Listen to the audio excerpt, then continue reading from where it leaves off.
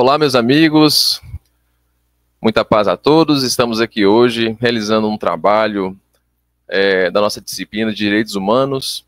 Nosso foco aqui é tirarmos dúvidas, termos mais esclarecimentos a respeito dos direitos que envolvem as questões LGBTQIA+. E para isso nós chamamos um grande amigo nosso aí do campus, né, da UFMG, o Carlos Bento, que se prontificou a estar conosco aqui, tirando essas dúvidas, né, e trazendo mais informações para nós a respeito dos direitos que estão relacionados aí a essa comunidade aí, LGBTQIA+. Olá, Carlos, tudo jóia com você? Gostaria que você se apresentasse um pouquinho nesse início aí, falasse de você, do seu trabalho, enfim, né? Se apresente para nós aí. Olá, tudo bem? Agradecer, em primeiro lugar, a oportunidade de falar aqui e espero que eu possa contribuir com o trabalho de vocês aí.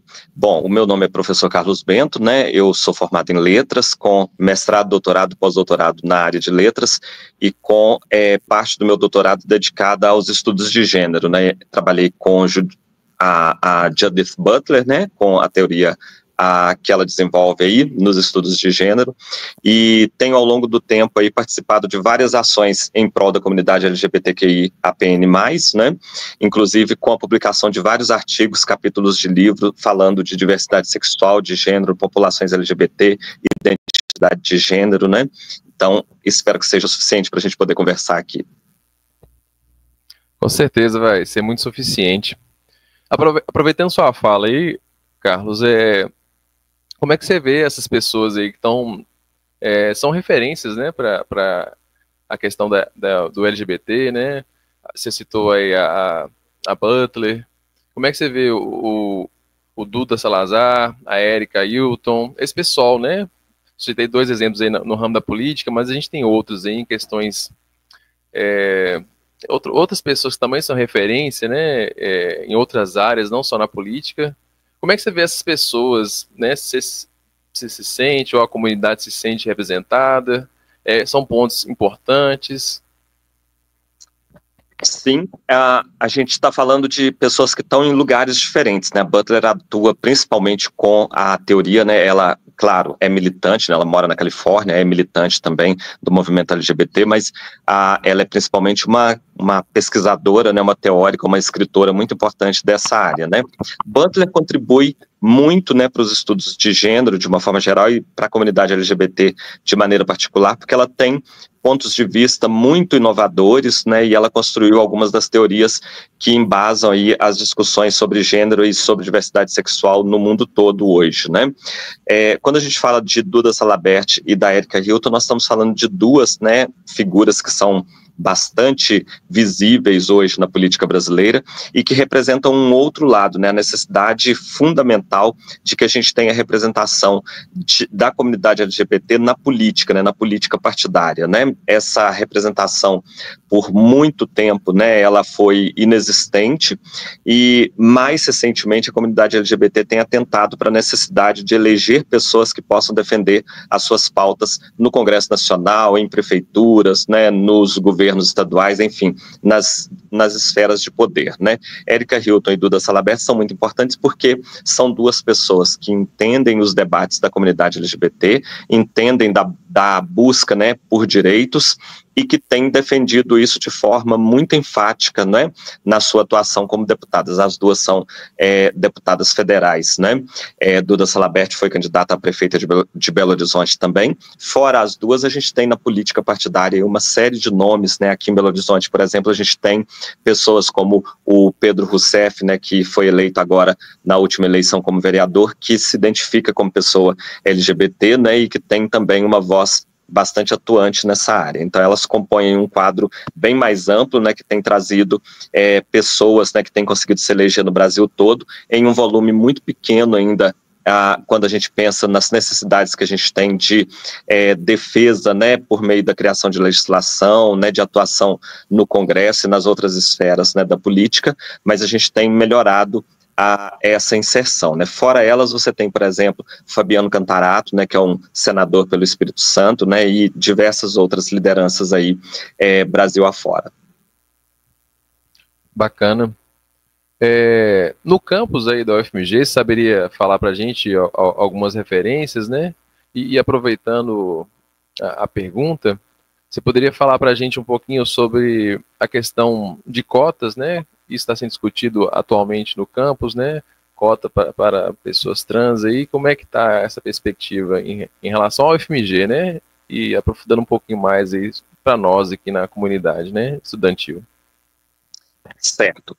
Na UFMG a gente tem várias pessoas que trabalham com estudos de gênero e com LGBTQIA+, né, em diversas escolas, né. Na Faculdade de Letras você tem várias pessoas trabalhando com isso, você tem na psicologia, né, por exemplo, a gente tem um nome importante aí que é o Marco Aurélio, né, que é da psicologia. Nós temos na comunicação Bruno Leal, né, que foi inclusive presidente da antiga ABEC, que hoje se chama ABET, né, que é a Associação Brasileira de Estudos da Homotranscultura, né. Então a gente tem várias pessoas na UFMG que trabalham com estudos de gênero e com a discussão sobre diversidade sexual e identidade de gênero nas diversas escolas.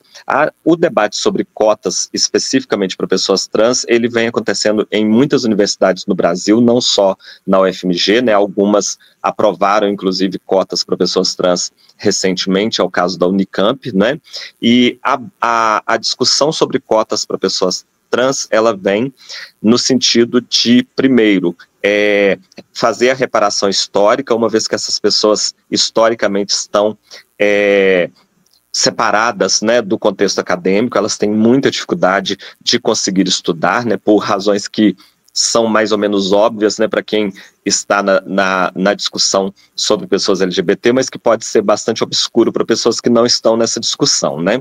Ocorre que pessoas trans, elas são extremamente marginalizadas, né, especialmente porque muitas delas vão passar por processos de transição, e esse processo de transição frequentemente ocorre numa época da vida que coincide com a escolarização, né. Então elas têm sistemas escolares, no geral, que são muito hostis às pessoas LGBT de uma forma geral e às pessoas trans de maneira muito particular. Deixa eu te dar um exemplo.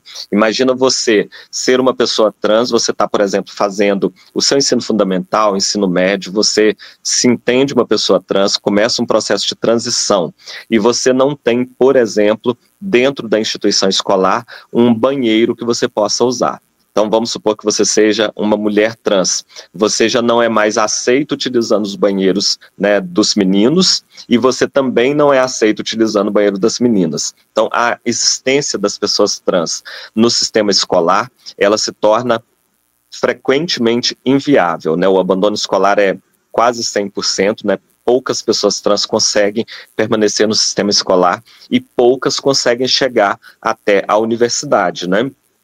A universidade, embora tenha feito muitas discussões nos últimos anos a esse respeito, ela também ainda reproduz em muitas medidas e em muitos espaços essa lógica, né, de uma exclusão absoluta de pessoas trans. Então, eu estou falando aqui da escola, mas as pessoas trans vão enfrentar esses problemas em todos os lugares, né? Se as pessoas acompanham aí as notícias na mídia, elas verão que essas pessoas têm sofrido agressões constantes, né? Especialmente com a impossibilidade de uso de banheiros, né? A gente teve vários episódios de violência física mesmo, né? De agressões acontecendo aí no Brasil, nos últimos tempos, né, casos que vieram à mídia, né, de grande circulação, mostrando essas agressões a pessoas trans, principalmente no uso de banheiros, né. Quando a gente trata, né, da universidade, a discussão sobre cotas, ela visa, então, fazer essa reparação, trazer espaço para essas pessoas que historicamente não tem lugar dentro da instituição, e esse debate também ajuda a trazer a discussão sobre pessoas trans num contexto mais amplo para a comunidade acadêmica, né? Lembrando que a universidade é um lugar por onde passam muitas pessoas que atuarão nas mais diversas áreas, né? Então essas pessoas saíram da universidade com uma boa consciência sobre as dificuldades que as pessoas trans enfrentam e a necessidade que nós temos de inseri-las, né, com mais atenção no mundo, na vida, né, como um todo, e também no contexto escolar. Isso pode fazer uma diferença muito grande na quebra, né, de preconceitos e de barreiras para a existência dessas pessoas, tá bom? Ótimo, muito bom. Infelizmente, essas questões de violência são um fator bem desagradável, né? A dignidade humana, né? Aí infelizmente... E lembrando que o Brasil é o país, né, do mundo que se considera democrático que mais mata, né, LGBTs, especialmente a população trans travesti, né? Aproveitando esse tema, né, e já caminhando já para o nosso encerramento da nossa entrevista, como é que você avalia a segurança da comunidade LGBTQIA+, né, aqui em Belo Horizonte, né? Como é que você vê, o que precisa melhorar, né? Quais são as perspectivas? De fato, essa comunidade se sente segura andando na rua, né? Você já deu uma palhinha a respeito da resposta, mas como é que é o processo de violação desses direitos, né? Que esse pessoal, né, tem, né? E acaba sendo um dever nosso, né? Respeitar esse direito. Uhum.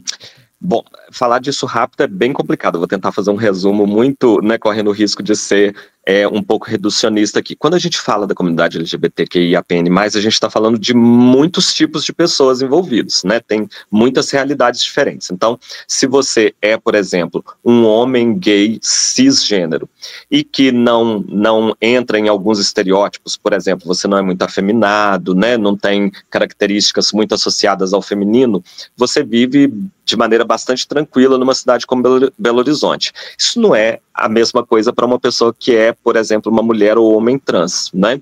Então, a segurança, ela varia muito em relação a sobre quem nós estamos falando na comunidade LGBT, né?